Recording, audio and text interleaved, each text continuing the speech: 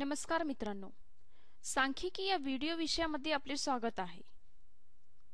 या विषयामध्ये आज आपण शिकणार आहोत माहिती संकलन, सामग्रीचे प्रस्तुतीकरण, आलेखरूप प्रतिरूपण, केंद्रीय प्रवृत्तीची परिमाणे। आता आपण बघू माहिती संकलन। प्राथमिक सामग्री। जेव्हा एखादी चौकस व्यक्ती ठराविक योजना आखून सामग्रीचे संकलन करीत असेल तर तिला प्राथमिक सामग्री म्हणतात। त्या व्यक्तीने ती माहिती स्वतःहून गोळा केली आहे म्हणून ती विश्वसनीय आहे। त्याचप्रमाणे दुय्यम सामग्री। इतर परिस्थितीत वेळेची उपलब्धता व साधनांच्या अभावामुळे अभ्यासकाला हवी ती माहिती संकलित करणे शक्य नसते, म्हणून ती व्यक्ती कार्यालयीन सामग्री किंवा सरकारी विभागात उपलब्ध असलेली सामग्री वापरते। अशा सामग्रीला दुय्यम सामग्री म्हणतात। त्या व्यक्तीने ती माहिती स्वतःहून गोळा केलेली नाही म्हणून ती अविश्वसनीय आहे। त्याचप्रमाणे सामग्रीचे प्रस्तुतीकरण। कच्ची सामग्री। कोणतीही प्रक्रिया न करता माहिती आहे तशी च्या तशी सादर करणे म्हणजेच कच्ची सामग्री होय। जर आपण 8 विद्यार्थ्यांना परीक्षेत मिळालेले गुण 1 4 3 5 3 4 2 4 सादर केले, यामध्ये कोणतीही प्रक्रिया न करता आहे तशी माहिती सादर केली म्हणजेच ती कच्ची सामग्री होय। त्याचप्रमाणे वर्गीकृत सामग्री। सामग्री एकतर चढत्या किंवा उतरत्या क्रमाने लावलेली आहे। जर विद्यार्थ्याला मिळालेले गुण 1 4 3 5 3 4 2 4 असतील तर ते एकतर चढत्या किंवा उतरत्या क्रमाने लावले जाते, म्हणजेच आपण याला वर्गीकृत सामग्री म्हणतो। येथे आपण बघू शकतो 1 2 3 3 4 4 4 5 ही चढत्या क्रमाने वर्गीकृत सामग्री आहे। त्याचप्रमाणे 5 4 4 4 3 3 2 1 ही उतरत्या क्रमाने वर्गीकृत सामग्री आहे। सामग्रीचे प्रस्तुतीकरण। अवर्गीकृत वारंवारता वितरण सारणी। एक तक्ता तयार आहे जो वेळेची संख्या दाखवत एका विशिष्ट सामग्रीत तयार केला जातो। समजा येथे काही संख्या दिलेल्या आहेत। अवर्गीकृत वारंवारता वितरण सारणी खाली दिली आहे। आपण येथे मूल्य बघू शकतो 1 2 3 4 5।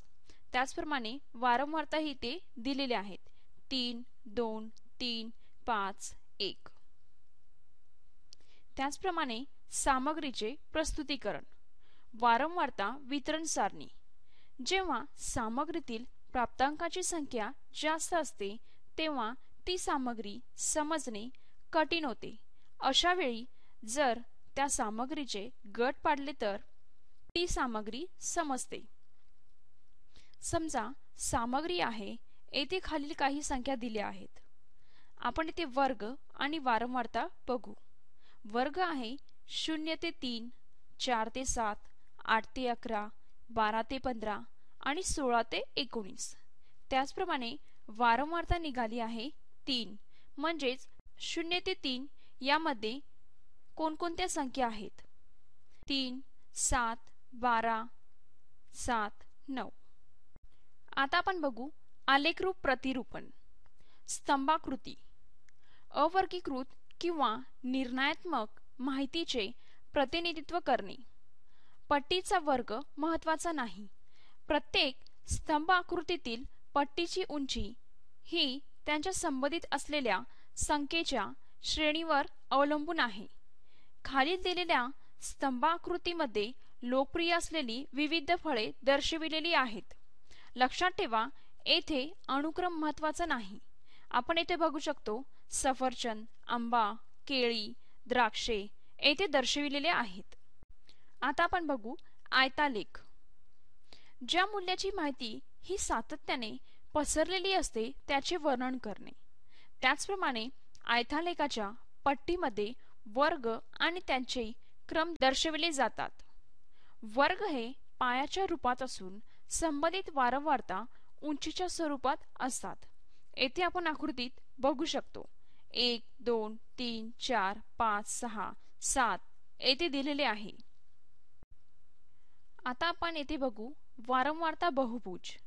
जेव्हा वापरली जाणारी माहिती ही सतत आणि जास्त प्रमाणात असते तेव्हा वारंवारता बहुभुजचा उपयोग होतो. आयतालेख हे वर्गमध्य वापरून काढले जाऊ शकते. विस्तार वारंवारता बहुभुज हे साधारणपणे आयतालेख सारखेच असते. येथे आपण आकृतीत बघू शकतो येथे आहे आयतालेख आणि येथे आहे वारंवारता. त्याचप्रमाणे केंद्रीय प्रवृत्तीची परिमाणे. मध्य सर्व निरीक्षणांची सरासरी मूल्य मध्यने काढले जाते.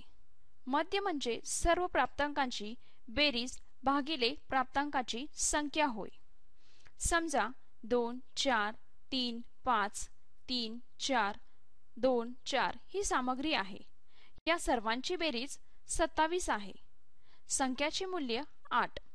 मध्य निघाला 27 भागिले 8 बरोबर 3.25.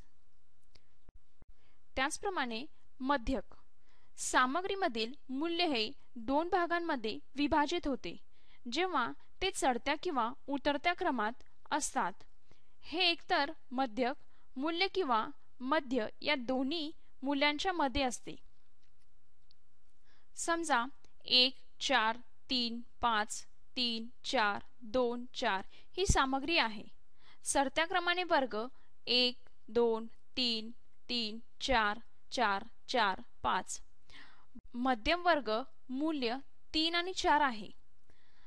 मध्य हे 3 आणि 4 बरोबर 3.5 आहे. मध्यक बरोबर 3.5 आहे. आता आपण बघू बहुलक. एखाद्या सामग्रीत अधिक वेळा आढळणारा प्राप्तांक बहुलक असतो. समजा येथे काही संख्या दिलेल्या आहेत. येथे आपण बघू शकतो 1 2 3 4 5 या संख्या आहेत आणि वारंवारता इथे दिलेल्या आहेत. येथे आपण बघू शकतो 4 ही संख्या जास्त वेळा आली आहे म्हणून बहुलक बरोबर 4. सराव. आपल्यासाठी खालील काही प्रश्न दिले आहेत. आपल्या स्वतःच्यावर त्यांना उत्तरे द्या व संकल्पना सुधारित करा. ही सामग्री शालेय शिक्षण प्रकल्प आकाश अंतर्गत विकसित केले गेले आहे. हा प्रकल्प अर्थसहाय्य आहे NME, ICT आणि MHRD भारत सरकार. आमच्याशी संपर्क करण्यासाठी दिलेल्या ईमेल ID वर आम्हाला मेल करा. धन्यवाद.